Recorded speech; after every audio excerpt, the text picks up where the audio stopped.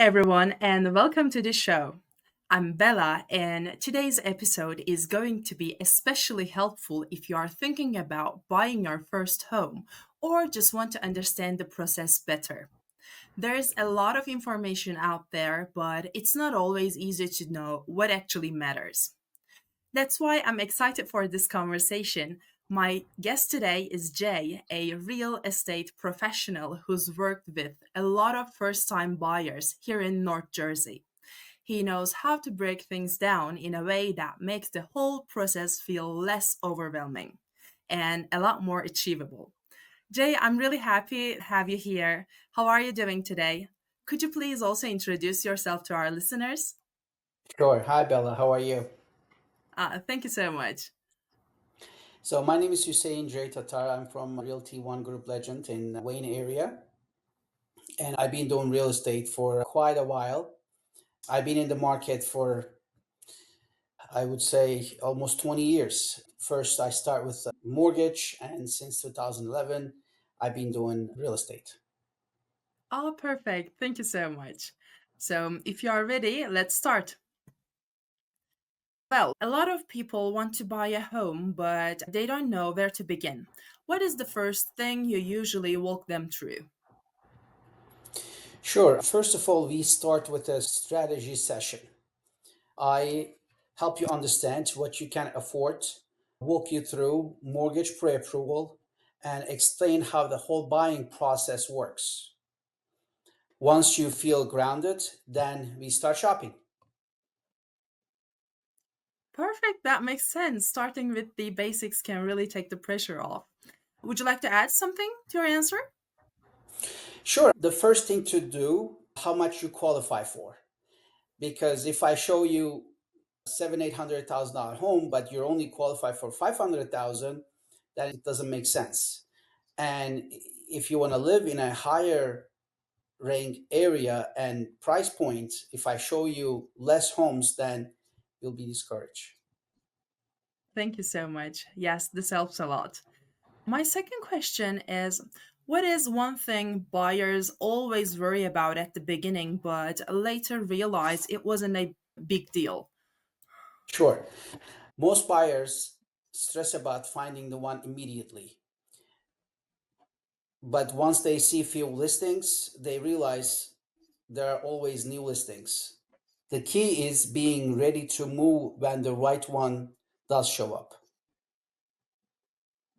Yes, exactly. And that's a good reminder.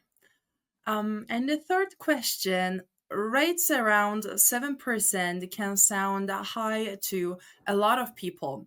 How do you explain what that actually means for someone's monthly payment, maybe in a place like Hoboken? Hoboken is a high end area, and let's say if you're getting a $700,000 home with a 10% down payment at 7% interest rates, you're looking at around $5,000 a month. Of course, we explain that $5,000, what the taxes, HOA fees, and sometimes we also do market analysis to tell you how much you can sell it later on. So sometimes it's not about the rate, it's about the monthly fit. And 20% is always helpful, but I still have buyers to put 10% or even 5%, and we're still winning. Perfect. And lenders are such a big part of the process. What is one common mistake buyers make when choosing a lender, and how do you help them avoid it?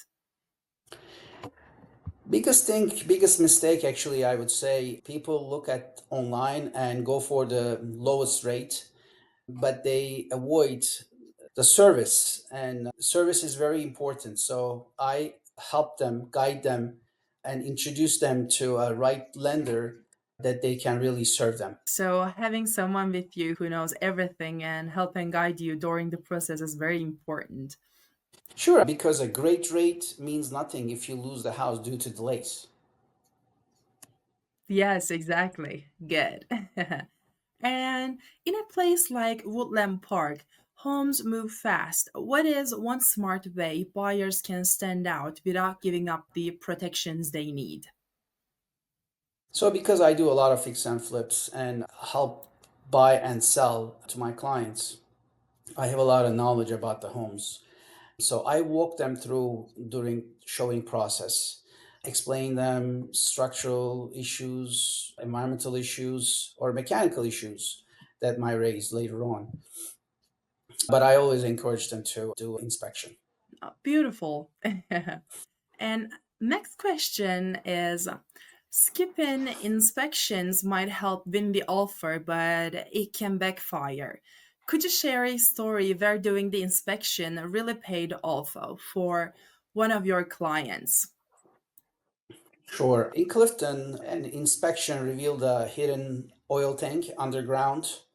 This is an environmental issue, and originally seller need to take care of it, and seller was selling it as is, so we had to back out and buyer find another house. Zero surprises. Good. My next question is my favorite actually. If a home has been on the market for a while, a lot of buyers assume there is something wrong with it. How do you figure out if it's actually a good opportunity? We look at the days on the market, recent price drops, and comparable sales. Sometimes it's just overpriced or poorly marketed. If the bones are good in the house and if there's a good resale value, then we jump on that opportunity. Oh yeah, that sounds yes, good. And I know some homes in Bergen and Passaic County come with perks. When does it actually make more sense to buy something new, like in Totowa, rather than going with an older home? If you want a turnkey living, energy efficient, and a builder credit toward closing, new construction can be smart, especially if you're not up for renovation right away. That's very helpful. Could you please expand this little bit more? So let's say you bought a house, you're buying a house for $500,000 on a $700,000 area. That house needs some work, like you need to update the kitchen, flooring, windows, painting, or you need to update HVAC system. So these things cost money, and if you up to it, if you have funds for it, then it's better to buy something like this. But if you're not ready to do it or ready to spend, it might be better to get the loan and already a ready house, moving ready house. Okay, yes, this makes sense. Thank you so much. Um, Sure. and a second one is what advice do you give to someone who's stuck choosing between a fixer upper and a move in ready home? So, if you're ready for the project, if you have the appetite for it, then go for it because there is more equity at the end of the day. In a 700,000 market, you're buying a $500,000 home. So once you're done, you have a lot more equity in the house. Do you have a story that you can share with us about this topic? Absolutely. I helped buy a house in Woodcliff Lake area, which was around 750,000. A client fixed it up. I believe he spent around $300,000 on it. And then I sold it for 1.4. Although I listed for 1.215, but a great client came in with a super down payment and they love the house. They love what's being done in the house. It's fully renovated, everything, electric, plumbing, A to Z. So they didn't mind to pay the big buck for it. I help my clients. This was an investor actually, it was a cash buy. Mhm. So I always involve in the projects, what color to use, how to design the kitchen, how to set it up. This really helps the clients slash investors move their inventory. Yes, and that's a great advice. Okay, beautiful. And Montclair and Paramus are well known, but what nearby neighborhoods still have good opportunities for buyers starting out? Absolutely. They are hot in the market. I would say check out Bloomfield, Nutley, or Lodi. They are still close by and they are under the radar. And regarding Paramus section, my favorite place is Fairlawn or Oradell. Good school system, easy transportation because a lot of people lives in New Jersey but work in New York, so they need transportation too across the bridge. These areas are still good areas. Yeah, yeah, that's a great tip actually. I could never think in that way. Okay, beautiful. Prices in Jersey City can feel overwhelming. What is the easiest way you help buyers figure out if the price is actually worth it? So first of all, I run a CMA, competitive market analysis. We look at the costs per square foot, location. If it fits, then we move for it. If those things line up, your lifestyle, location, price, everything line up, then it can be a solid buy. Okay, yes, yes, got it. Could you please tell me about one of your favorite buyer wins where things just came together better than expected? Yeah. One couple found a home in Fairlawn that had been sitting in the market for 3 weeks. So I offer under the listing price and we negotiated down on the price. And plus, during inspection, I ask another $15,000 seller's credit and close in under 30 days. So, right timing, right prep always help to win.